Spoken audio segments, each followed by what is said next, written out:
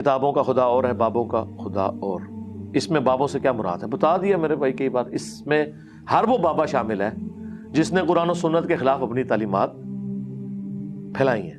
اگر پھر بھی نہ سمجھ آئے تو بڑا آسان طریقہ ہے کہ اگر یہ سوال کسی بریلوی نے لکھا ہے نا تو میں اسے کہوں گا یہاں بابے سے مراد اشرف علی تھانوی صاحب ہے۔ کہ ہاں بالکل، بہت گمراہی پھیلائی ہے انہیں، دیکھو بڑے نام کا کلمہ پڑھایا ہے، اشرف علی رسول اللہ دے کلمے نو انہیں انڈورس کیتا ہے۔ اور اگر یہ سوال لکھنے والا دیوبندی ہے تو میرا دماغ خراب ہے، میں اسے کہوں گا اس بابے سے مراد اشرف علی تھانوی ہے، میں کہوں گا اس سے مراد احمد صاحب بریلوی صاحب ہے۔ ہاں جی بالکل، وہ بابا دیکھو نا ساڑھے سارے بزرگوں کو کافر کہہ کے گیا، کفر دے فتوی والی مشین سی جی وہ بندہ تھے۔ اور سمجھ لگ گئی کیڑے بابے نے؟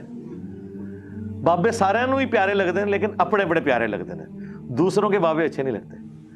اور دیکھیں کتنے لوگ جاہل ہیں، یا جان بوجھ کے مکاری کر رہے ہیں۔ جب میں یہ نعرہ لگاتا ہوں کہ مرنے سے پہلے اے مسلمان کر لے اس پہ غور، کتابوں کا خدا اور ہے، بابوں کا خدا اور، یہ جب میں نے پہلی دفعہ نعرہ لگایا تھا نا تو میں نے پوری ویڈیو اس کے اوپر ریکارڈ کرائی تھی، اور میں نے اس وقت کلیئر کیا تھا کہ خدا نہ خواستہ کوئی یہ نہ سمجھے کہ میں یہ کہہ رہا ہوں کہ بریلوی، دیوبندی، اہل حدیث یا شیعہ کے جو بابے ہیں وہ کافر تھے یا وہ ہمارے خدا کو نہیں مانتے تھے۔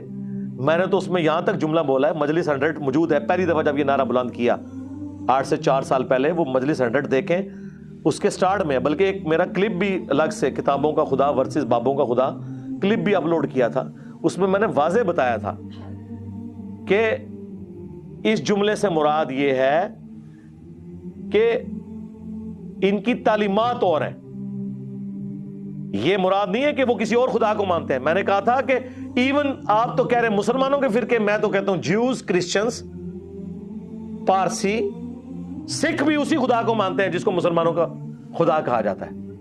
لیکن کیا دوسرے مذاہب کے لوگ ان کوالٹیز کے ساتھ مان رہے ہیں کہ جو اس شخص پہ نازل ہوئی ہیں جس کی قبر مدینے میں صلی اللہ علیہ وسلم؟ تو پھر ہم انہیں یہی کہیں گے کہ یار آپ پھر اس خدا کو نہیں مان رہے جس کا تعارف اللہ کے نبی علیہ السلام نے کروایا ہے۔ تو یہ محاورتاً بات ہوتی ہے۔ وہ کہتے ہیں نہیں آپ نے کہہ دیا کتابوں کا خدا، یعنی آپ ہمارے بابوں کا خدا اور مان رہے ہیں۔ دیکھو یار کتنا بڑا دھوکہ دے رہے ہو یار، میرا دماغ خراب ہے؟ نہیں، آپ نے جملے تو ایسے استعمال کیے، تو پھر میں نے ان کو پھکی دی تھی کہ تمہارے اعلیٰ حضرت تو یہ سیم جملے استعمال کر کے آئے ہیں، وہابیوں کا خدا۔ جی اعلیٰ حضرت نے فتاوی رضویہ میں لکھا، اور ان کی ایک کتاب ہے سبحان سبوح، جو انہوں نے وہابیوں کے خلاف لکھی اللہ تعالیٰ کی کوالٹیز کے اعتبار سے۔ وہ رشید احمد گنگوئی نے کہا تھا نا کہ اللہ تعالیٰ جھوٹ بولے گا تو نہیں لیکن جھوٹ بولنے پر قادر ہے، نعوذ باللہ، یعنی اس کی قدرت میں داخل ہے۔ تو اس کے رد میں اعلیٰ حضرت نے یہ لکھا تھا کہ کوئی بھی نٹوریس کوالٹی اللہ تعالیٰ کی قدرت میں آپ داخل نہ کریں، یہ آپ غلط کر رہے ہیں۔ اور اس میں انہوں نے اللہ تعالیٰ کی جو صفات ہیں ان کا دفاع کیا تھا۔ فتاوی رضویہ، سبحان سبوح کتاب کا نام،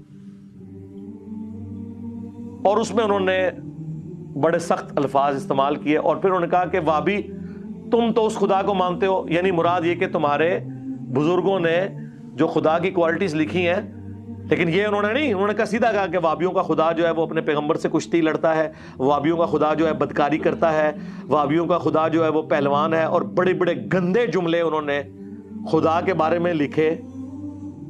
بریلویوں سے جا کے پوچھیں گے تمہارا ابا کیا لکھ کے گیا ہے، وہ کہتے ہیں نہیں وہ اس سے مراد اللہ کو نہیں لے رہے تھے، تو پھر کیا اہل حدیثوں کا خدا، دیوبندیوں کا خدا کوئی اور ہے؟ کہتے ہیں نہیں وہ ہے، لیکن یہاں کہنے سے مراد یہ ہے کہ تم جن کوالٹیز کے ساتھ اس خدا کو مانے ہوئے ہو وہ تو یہ ہیں۔ آئے اور داڑ تھلے ہون، میں نے تو گندا جملہ بھی نہیں بولا تھا، میں نے صرف کہا تھا کہ بابوں کا خدا اور ہے، کتابوں کا خدا اور اعلیٰ حضرت نے کیا کہا کہ وہابیوں کا خدا جو ہے وہ بدکاری کرتا ہے، وہابیوں کا خدا اپنے پیغمبر سے کشتی لڑتا ہے، وہابیوں کا خدا یہ کرتا ہے، اتنے گندے جملے وہ بولنے والے بھی نہیں ہیں۔ تو اس وقت نہیں اعلیٰ حضرت کو خیال آیا کہ وہابیوں کا خدا اور بریلویوں کا خدا ایک ہے؟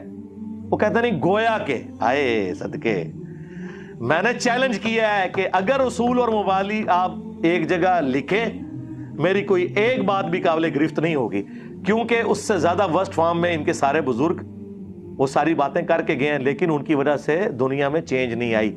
میری وجہ سے دنیا میں چینج آئی ہے، اس لیے آپ دیکھیں ان کو کتنے پسو پڑے ہوئے ہیں۔ اور پھر مجھے پوچھ رہے ہیں کہ جی وہ آپ، ایک اور مولوی کی ویڈیو آئی، اس نے کہا کہ جی یہ دیکھیں جی امام بخاری امام مسلم بھی تو بابے تھے۔ مجھے بتائیں کیا میں امام بخاری امام مسلم کو بابا کہہ رہا ہوتا ہوں؟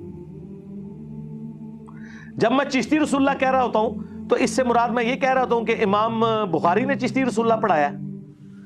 کہاں کی بات کو آپ کہاں جوڑ رہے ہیں؟ یا اشری تھانوی رسول اللہ کی بات آتی ہے تو میں یہ کہتا ہوں کہ امام مسلم نے یہ کلمہ پڑھوایا یا انڈورس کیا؟ نہیں، امام بخاری امام مسلم تو ہمارے وہ امام ہیں جن کی کتابیں ہم نے عزت سے اپنے ٹیبل پہ رکھی ہیں، وہ خود دنیا میں ہمارے سامنے ہوتے تو ہم ان کی کتنی عزت کرتے ہیں۔ ان بابوں کے پیچھے تو اپنے بابوں کو نہ چھپائیں، جس طرح ناسبی جو ہیں وہ حضرت عثمان اور عمر بن عبدالعزیز کے پیچھے بنو امیہ کو چھپا لیتے ہیں۔ بھائی حضرت عثمان اور عمر بن عبدالعزیز رضی اللہ تعالی عنہما وعلیہم السلام، ان کی تو کیا شان ہے۔ اسی طریقے سے امام بخاری امام مسلم، ان کی تو کیا شان ہے۔ اور مجھے تو زیادہ افسوس ہوا غامدی صاحب کے بارے میں، یار ایک پڑھا لکھا بندہ، وہ مجھے جانتے بھی ہیں، ویڈیوز بھی دیکھی ہیں، میرے بارے میں ہی سوال ہوا نام لیے بغیر۔ ظاہر ہے یہ تو ایک ہوشیاری ہوتی ہے نا کہ آپ جوڈیشری کی لینگویج میں بچ جاتے ہیں کہ جی آج کل کچھ لوگ آئے ہیں ان سے سوال وہ ہو رہا ہے کہ جی وہ کہتے ہیں جی کتابوں کا خدا اور بابوں کا خدا اور ہے، اور وہ سارے بزرگان دین کی۔ تو غامدی صاحب نے کہا کہ یہ حدیث کی کتابیں بھی تو ان بابوں نے لکھی ہیں، پہلے تو بابے ہوتے ہیں، کتابیں تو بعد میں آتی ہیں۔ سرکار میں نے کب ان بابوں کا ذکر کیا ہے؟ یہ تو امام ہے۔ یعنی آپ ان کو ان کے ساتھ کیوں جوڑ رہے ہیں؟ ہم تو ان بابوں کی بات کرتے ہیں جن کے ایمان کے بارے میں بھی خود غامدی صاحب کہتے ہیں، اپنی باتوں سے ان کی جھلکتا ہے کہ وہ تو ان کے ایمان کے بارے میں بھی مشکوک ہے، صوفیاء کے بارے میں۔ تو آپ یہ ہمیں کیوں یہ بات کر رہے ہیں؟ ان کی بات ہی نہیں ہم کر رہے۔ اور پھر اس طریقے سے لوگ کہتے ہیں جی وہ دیکھیں جی انجینئر صاحب بزرگوں کو نہیں مانتے۔ سرکار ہم آپ کے بزرگوں کو نہیں مانتے، نہیں وہ تو پرانے، ہم کہتے ہیں وہ پرانے ہے ہی نہیں ہیں، وہ درمیانے ہیں۔ آپ جتنے بھی بزرگ لائیں گے وہ درمیانے ہیں، اور بعض تو بالکل نئے ہیں۔ 14ویں صدی کے علماء دیوبند اور بریلوی علماء، یہ پرانے کہاں سے ہو گئے؟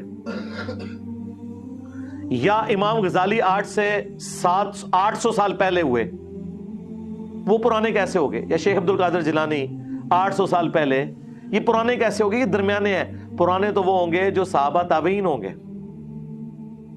پہلے 300 سال کے، جن کے بارے میں نبی الاسلام نے کہا کہ سب سے بہتر زمانہ میرا، پھر میرے صحابہ کا، پھر تابعین، پھر تبع تابعین۔ اس کے بعد جھوٹے لوگ پیدا ہوں گے، امانت میں خیانت کریں گے اور موٹاپے کو پسند کریں گے، یعنی کہ آپ کے بزرگان دین۔ ہمارے تو وہ ہیں جن کی تعریف حضور نے کی ہے، اور حدیث کی ساری کتابیں پہلے 300 سال میں لکھی گئی ہیں۔ صلی اللہ علیہ وآلہ وسلم، صلو علی محمد وآل محمد، اللہم صلی علی محمد وعلی آل محمد واصحاب محمد وازواج محمد اجمعین الی یوم الدین۔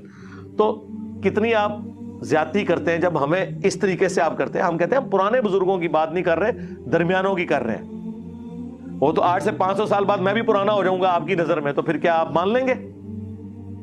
نہیں، یہ علم کی دنیا ہے میرے بھائی، جذباتی باتیں نہ کریں، علمی بات کریں۔ ہمارے بابا جان تو وہ ہیں جن کی قبر مدینے میں ہے، النبی اولی بالمؤمنین من انفسہم وازواجہ امہاتہم، اور ان کے ساتھ جتنے مخلص ہیں وہ سارے ہمارے بابے ہیں، سارے ہمارے امام ہیں، سارے ہمارے بزرگ ہیں۔ اور جو ان کے ساتھ غداری کر کے گئے ہیں ان کو ہم کیسے مان لیں میرے بھائی؟ رسول اللہ کے ساتھ غداری جنہوں نے حضور کے دور میں کی، حضور کی وفات کے بعد کی، انہیں صحابہ نے نہیں چھوڑا تو ہم کیسے چھوڑ دیں؟ منکرین زکوٰۃ رسول اللہ کے غداری ثابت ہوئے نا، ایمان تو لائے تھے نا اللہ کے نبی کے اوپر، لیکن بخاری مسلم میں آتا ہے حضرت ابوبکر نے قتال کیا ان کے خلاف۔ کیوں قتال کیا؟ کہ نبی کے غدار ہو گئے۔